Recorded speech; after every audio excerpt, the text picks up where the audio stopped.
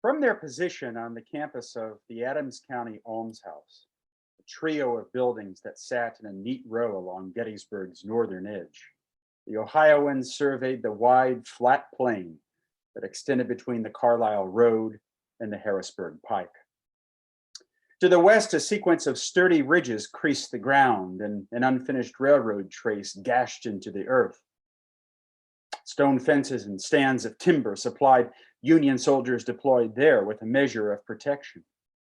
Units huddled behind fence rails beneath the crown of Oak Ridge and in the fingers of McPherson's woods. But out here north of Gettysburg, there was no cover, no shelter, no refuge to be found. As the Ohioans looked to their front on this warm July afternoon, the men spied only the slight earthen knob that locals called Blocher's Knoll.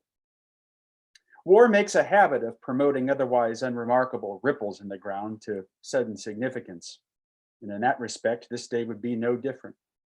Atop that forlorn rise, a precocious young division commander would unlimber 4 Napoleon guns, shake out a skirmish line, and plant a tiny brigade, stretching the thin blue ribbon coiled around Gettysburg just about as far as it would stretch. Shot and shell soon winged overhead, the first portent of enemy soldiers massing for an assault. After what must have seemed like a lifetime, the 107th Ohio Volunteer Infantry was knotted toward the Knoll to brace the beleaguered Union line. They advanced with heavy steps and knotted throats, some inserting one last cheekful of tobacco. To be sure, such a daunting errand might have given any such troops pause, but it was a distinct dread that flooded these Ohioans. For exactly 2 months before, at the Battle of Chancellorsville, the men had been among the first troops crushed under the weight of Stonewall Jackson's flank attack, a daring maneuver that delivered some 26,000 howling rebels to a federal line that derelict commanders had left dangling dangerously in the air.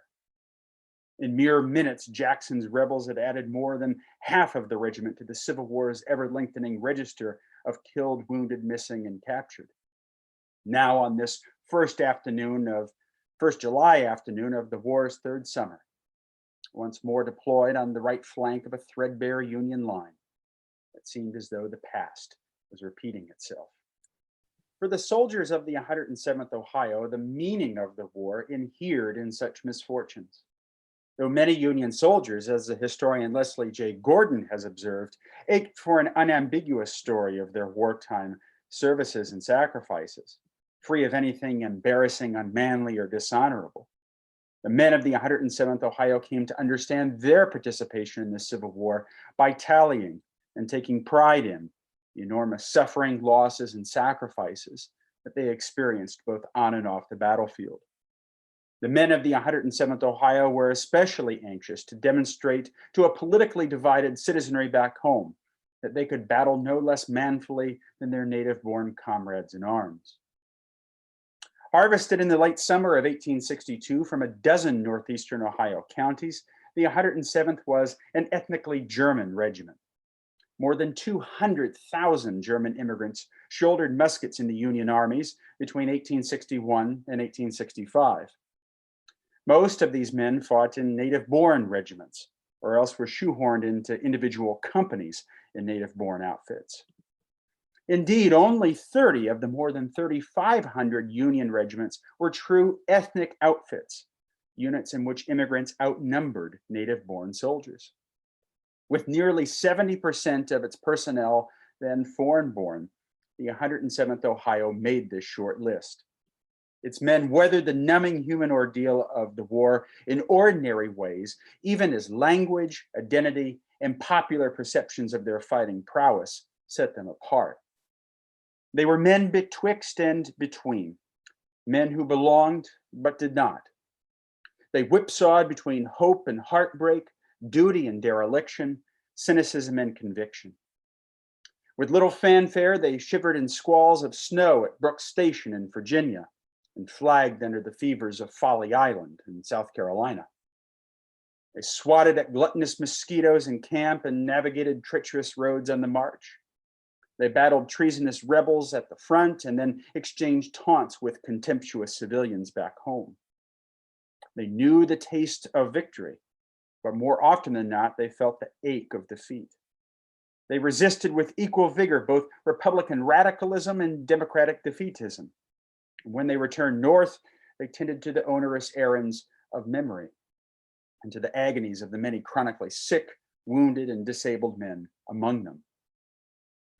Toggling then between the war's extremes, the men of the 107th Ohio help us to complicate our understanding of Billy Yank.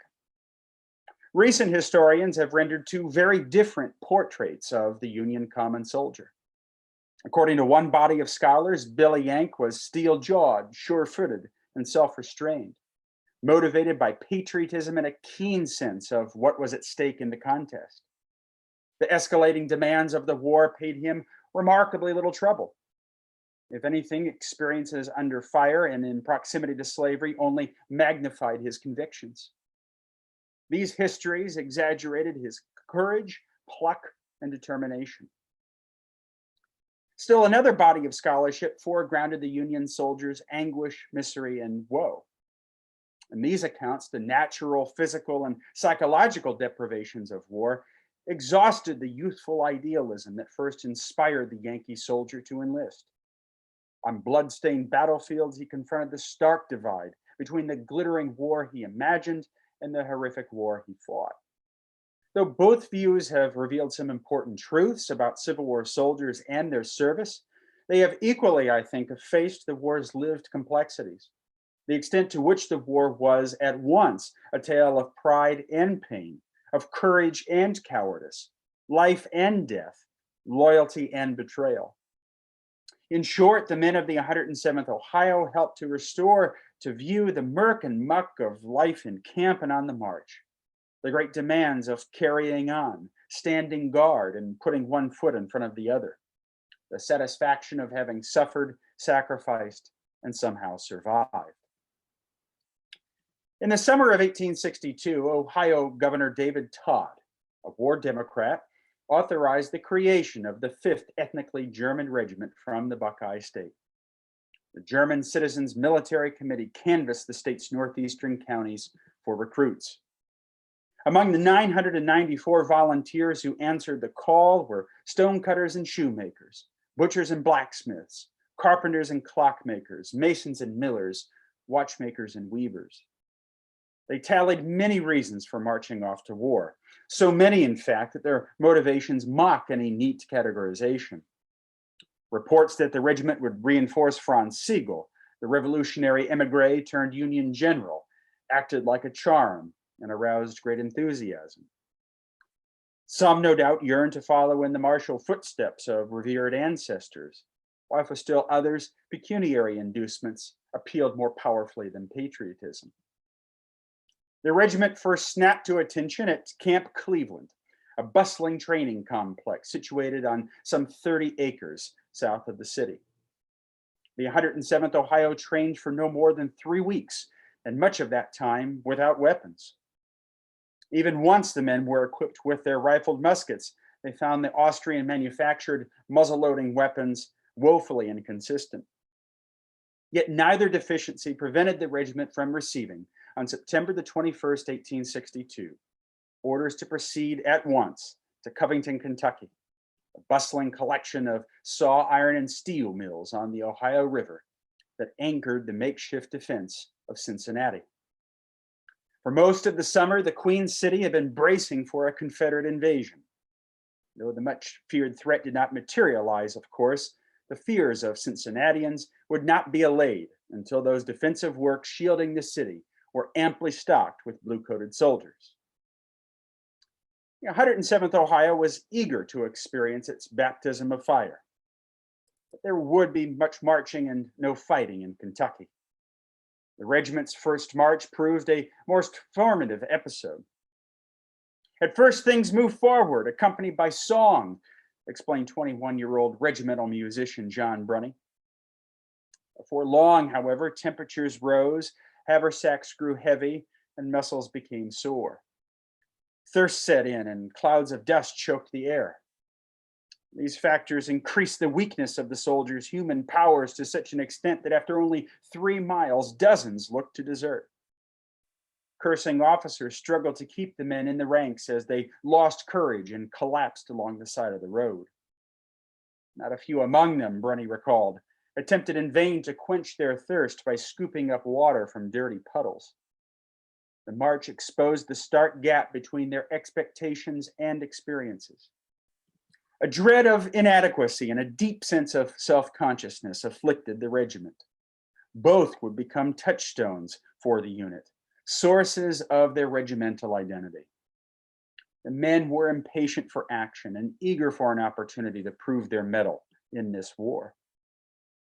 Yet even a welcome transfer to the war's eastern theater in the late autumn of 1862 did not occasion a rendezvous with the enemy, or a porridge like muck plastered Virginia's roads and arrested the regiment's forward progress.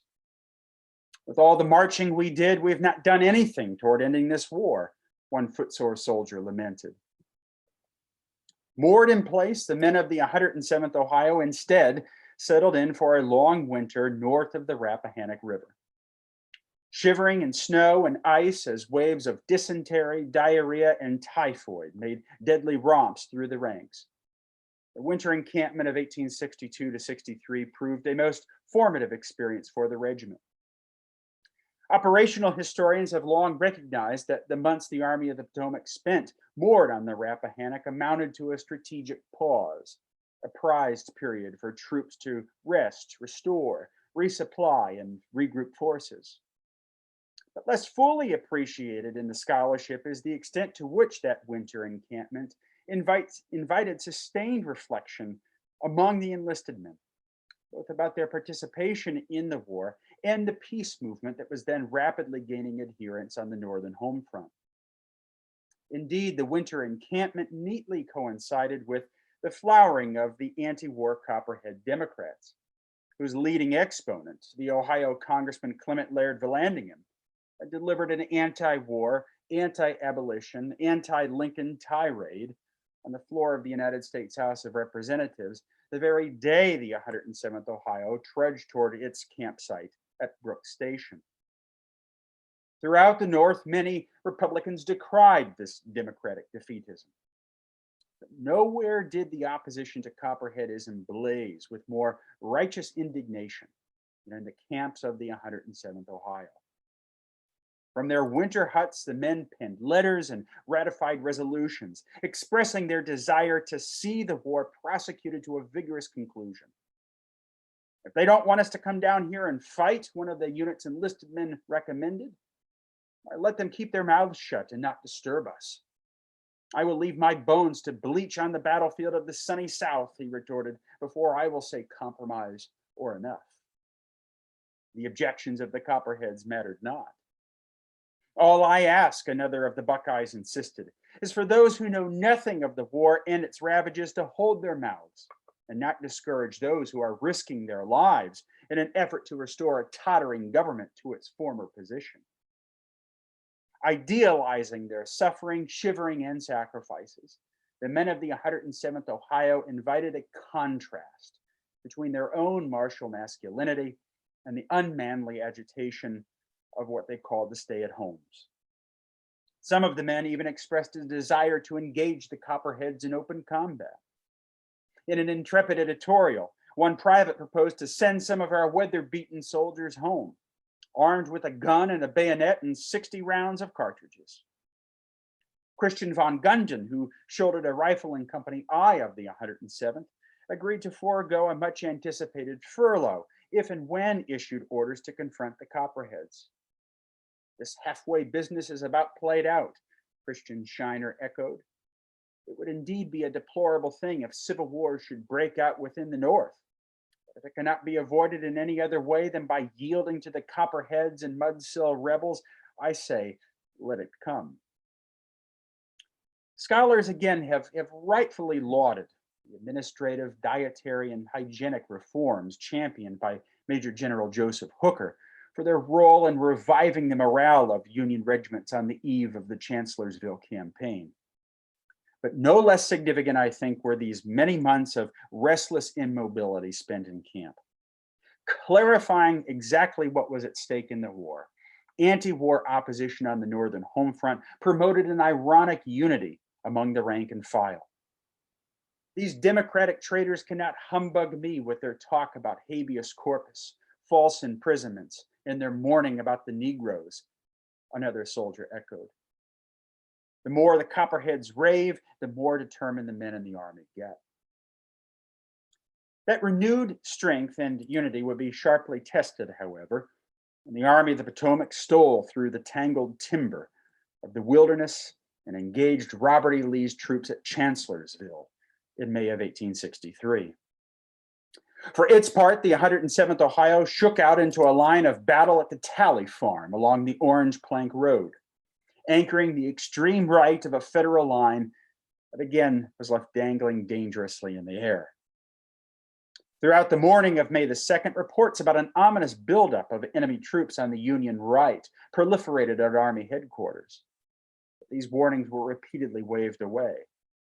As dusk approached, the general apprehension that had for hours rippled through the regiment finally began to subside.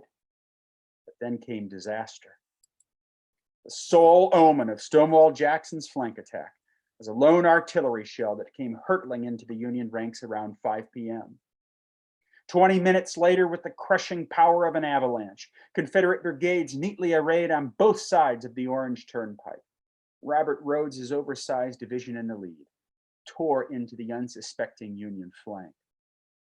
Hearing the wild shrieks and demonic yells of the whiskey-baited rebels, it seemed to one first lieutenant in Company D of the 107th as though the population of the lower regions had been turned loose to devour its men upon the spot. The initial shock of the bewildering attack quickly yielded to chaos as Union troops scrambled pell-mell for the rear. The Ohioans scampered into their second line of entrenchments. According to the 107th Jacob Smith, the battle now assumed the appearance and character of a massacre. The bullets, Christian Riker marveled, just whistled by my head like a real hailstorm. The men squeezed their triggers and stood as long as a stand could be made before falling back in full retreat. If we'd remained but 5 minutes longer, insisted a soldier from Connecticut who fought in the 107th Brigade, we should have all been killed or taken prisoners. As it was, the regiment's losses and its baptism of fire had come to a staggering degree. The rebels had killed, wounded, or bagged as prisoners some 220 men. No less vexing than the physical injuries were the psychological consequences of Chancellorsville. Almost immediately after the battle, Godfrey Capel of Company I began to manifest symptoms of nervous fever, an ailment that soon became epidemic in the regiment. He is unaware of what is happening, Riker reported in late May. Often he wants to leave, and when one asks him to where, he says to his home in Zor. Only weeks after the battle, Sergeant Charles Weimar was reduced to the ranks, being incapacitated by insanity. Citing his feeble state of health and the perilous condition of his company, the recent trials and hardships to which the regiment was subjected in the Battle of Chancellorsville, First Lieutenant Hamilton Starkweather resigned his commission. More than a few men were unable to sustain their enlistment idealism. If we are asked what was gained by our brave loss of men, regimental musician John Rodell insisted plainly, the answer is no gain at all. Though the collapse of the 11th Corps line in no way preordained the Federal Army's crushing defeat at Chancellorsville, Northern newspapers effortlessly seized upon the so-called stampede of the ethnically German outfits as the devastating battle's decisive moment, cleverly circumlocuting around the failure of native-born leadership that provoked the crisis in the first place. Threats, entreaties, and orders of commanders were of no avail, the daily National Intelligencer seethed from Washington, D.C. Thousands of these German cowards threw down their guns and soon streamed down the road toward headquarters. The Northern press, one perceptive observer commented, was anxious to lay the blame for the defeat at Chancellorsville at the door of some despised foreigners. Only months after indicting the Copperheads for their cowardly misdeeds, then, the 107th Ohio found itself in the surreal position of responding to allegations of cowardly conduct heaped upon their own. In answering these charges, the men further organized their ideas about service and loyalty, clarifying the nature of their commitment to the Union war effort. I saw yesterday a letter from home, Lieutenant John Winkler reported, stating a report that our company left the battlefield and ran at the appearance of the rebels without firing a shot. In his tart epistle addressed to the Worcester Republican, the Wayne County soldier explained that it was his duty to inform the friends back home of the facts. We went forth to do battle for the Union and the Constitution, he wrote, and we want to be used decently and not abused. In sharply worded missives, the men cataloged the battle's human destruction and wielded their lengthy casualty registers as evidence of a brief yet hopeless stand. The memory of the noble men gone to their graves and now languishing in the hospitals, one correspondent from the 107th Ohio added, is entitled to this plain, unvarnished statement of fact. For the ethnic soldiers of the 11th Corps, the struggle to establish what happened along the Orange Turnpike would be nearly as trying as the battle itself. In this fight, however, they would be enlisting the support of the larger German-American community. From Manhattan to Cleveland, mass meetings assembled to rebuke the calumniators and hurl slanders back into the teeth of their fabricators in the press. At the Cooper Institute in New York, Frederick Kopp, an ethnically German refugee who had penned several stirring accounts of Hessian contributions during the American Revolution, leveraged his authority as a historian to denounce the defamation of the 11th Corps as dangerous to the Union cause. I never knew a soldier, he explained, who was willing to fight the enemy in front when his comrades or the people for whom he fights are standing ready to stab him in the back. The 107th Ohio had not yet taken inventory of, indeed, the great tragedy that befell them at Chancellorsville, when 2 months later they once again found themselves in the thick of the killing. At Gettysburg, the men fought in the shadow of Chancellorsville in search of a redemption that would continue to elude them. The men once again stood their ground and shot as fast as they could. One Stark County volunteer atop Blocher's Knoll managed to squeeze off 3 rounds before a shell knocked his musket from his hands and broke it all to pieces. Before long, the Federal line collapsed under the overwhelming pressure of an enfilading enemy fire. The Ohioans abandoned the deadly perch to which they never should have advanced, offering whatever resistance they could as they scrambled to the rear.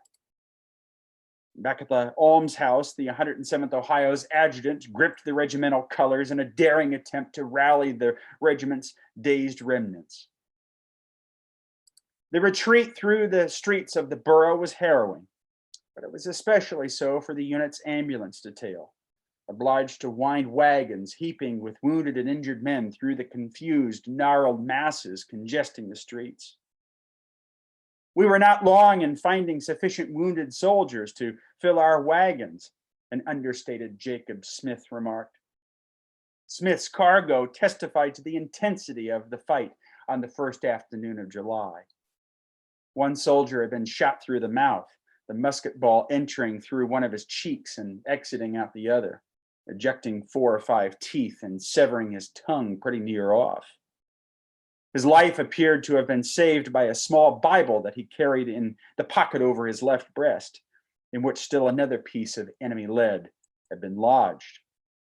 Of the 458 men who entered the fight at Gettysburg that afternoon, no more than 171 limped to the unit's new position behind a low stone fence atop East Cemetery Hill.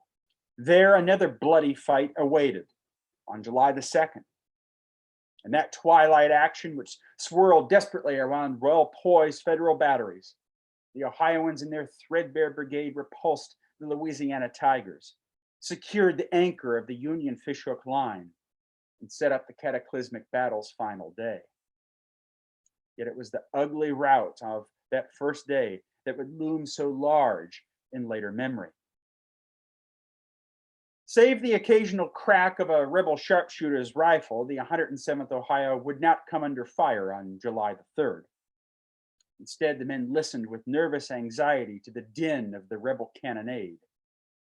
After another restless night under arms, the men advanced down Baltimore Street and into the borough.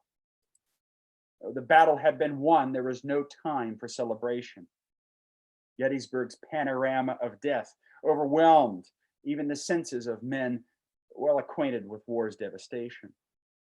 Bodies swollen to twice their original size littered the fields north of the borough. The air became hopelessly rank. The odors were nauseating, one soldier commented, and so deadly that in a short time we were all sickened, and we were lying with our mouths close to the ground, most of us vomiting profusely.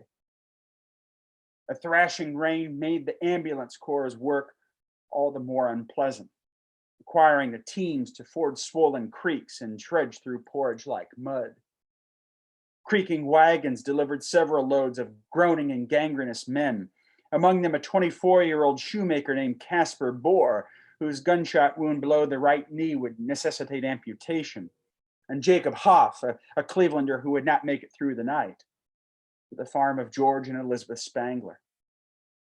Fronting the Granite Schoolhouse Road, the 156-acre property became the 11th Corps Hospital, and before long, a crowded boneyard. Demonstrating once more its peculiar capacity to thrust young men into previously unthinkable roles, the war made Alfred J. Ryder, a sturdy son of Navarre, Ohio, into a makeshift undertaker. The regimental postmaster had been detailed to the hospital by the surgeon in charge, 28-year-old Dr. James Armstrong. Alfred Ryder worked through the night without respite, lowering the dead into fresh-made graves, recording their names in an old farming account book, collecting what remained of their personal effects for shipment back home. It was physically and psychologically demanding labor. Tracking back and forth between the hospital and the regiment to deliver frequent updates to impatient comrades, Ryder actually wore through the soles of his brogans. The orchestra of human misery went on throughout the night, the shrill cries and heartrending groans of dying soldiers, the only serenade on this 4th of July. The grief of Gettysburg would indeed continue to prey upon and haunt the regiment. Doleful drip of reports from the hospital wards and hometowns where men recuperated from their injuries would find the regiment and stalk it that fall.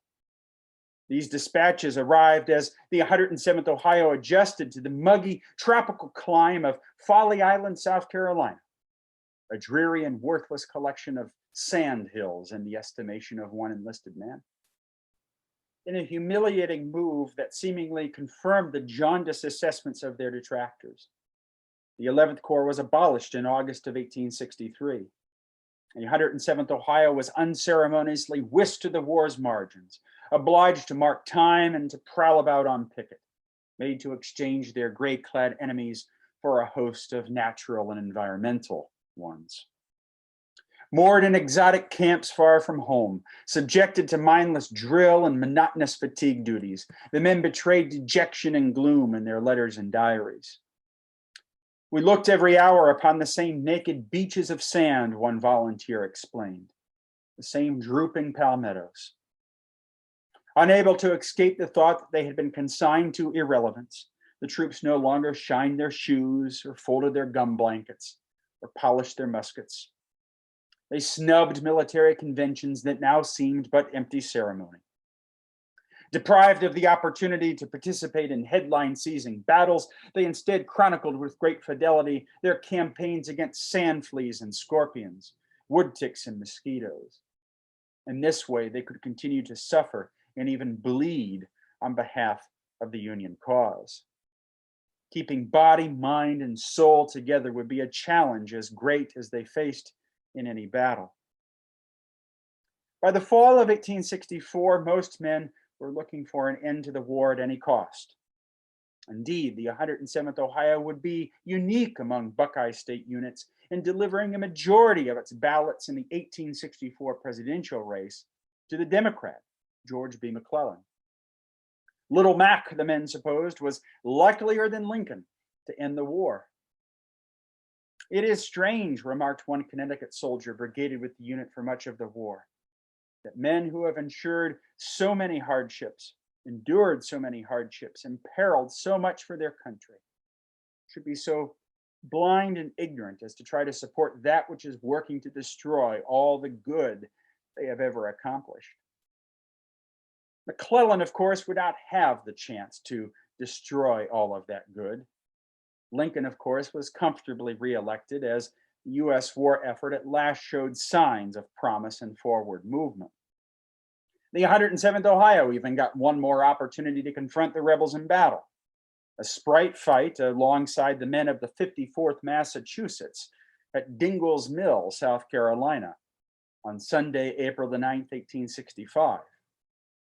The Ohioans acquitted themselves well, so well, in fact, that a young private named Henry Finkenbinner earned the Medal of Honor for his daring rescue of a wounded comrade caught between the enemy lines. But as luck would have it, these heroics at Dingell's Mill would be easily eclipsed by the news that day out of Virginia. At the very moment the Ohioans were squeezing their triggers along Turkey Creek, Robert E. Lee had accepted his fate and was waiting for Ulysses S. Grant to meet him in Wilmer McLean's front parlor at Appomattox. After chasing the rebels through the heart of the Palmetto State in a lucrative 17-day rail-twisting raid that was punctuated by no fewer than 4 military engagements, the 107th Ohio spent the last weeks of its war occupying shell-pocked Charleston, South Carolina. There, they finally received their coveted discharge papers, having packed a lifetime into 2 years and 10 months. The peace that followed, however, would be as complicated as the war itself, inviting penury, renewed prejudice, and protracted battles, both with the Pension Bureau and with a host of chronic ailments: chronic diarrhea and fever, gangrene, constipation, dysentery, liver trouble, deafness, blindness, shortness of breath, fluttering of the heart, nervousness, insanity, and alcoholism. Ugly wounds prevented Frank Rothermel from opening his mouth more than 1/3 of an inch, Theobald Hasman from raising his hands above his head, and Peter Scheib from extending his arm. A shell wound not only deafened Lance and McKinney, but left his face badly disfigured. Together, these men bore witness to the war's violence. Their furrowed brows and unsteadied gaits supplied compelling testimony about all that they had seen and experienced. The war was something indelibly inscribed on their bodies, something they were never able again to escape. To the very end, the men of the 107th Ohio believed that their many months of suffering had granted them a singular authority over the war and its meaning. During the conflict itself, they asserted that authority by resisting numbing fatigue duties and registering their distaste for discipline. As veterans, they drew on that authority to demand new and more capacious definitions of duty, sacrifice, and patriotism. More than extraordinary deeds, they seemed to insist, Union victory demanded everyday mettle, of the sort put on display in disease-choked camps and overcrowded hospital wards, on protracted marches and in remote picket lines, as men impatiently marked time and suffocated from self-doubt. Empty sleeves were honorable scars, but so too, they maintained, were frostbitten toes and crooked fingers, raspy coughs and labored breaths. Neither convinced that they had climbed to the snowy heights of honor, once described in elegy by Oliver Wendell Holmes Jr., nor entirely ready to concede that the war had been some irredeemable folly. The men of the regiment instead fused pain and pride into a single interpretation of the war. Loss and anguish were, for even the most sentimental among its veterans, fundamental to the conflict's meaning. Celebrations of the war always implied a reckoning with the war's costs. As one scholar recently observed, Veterans revisited the terror of combat that had marked their service after the war, if only to take greater satisfaction in the comforts of a hard-won peace. Their sacrifices, they believed, had bespoken their loyalty, while the legacy of emancipation divided the men in peace as it had divided them during the war. No one could deny that they had stood by their flag in the face of a treasonous rebellion. The nation, however, preferred to move on. So it was in the twilight of the 19th century that Walt Whitman could declare the fervid atmosphere and typical events of the war were in danger of being totally forgotten. Not a few of the regiment's veterans sensed that their unique war had not gotten in the books. In 1906, Martin Boyer appealed directly to the editor of the nation's leading periodical for Union veterans. "Please publish a short history of the 107th Ohio," he implored the National Tribune. "I am a reader of your paper, but I have never seen anything in it concerning the 107th.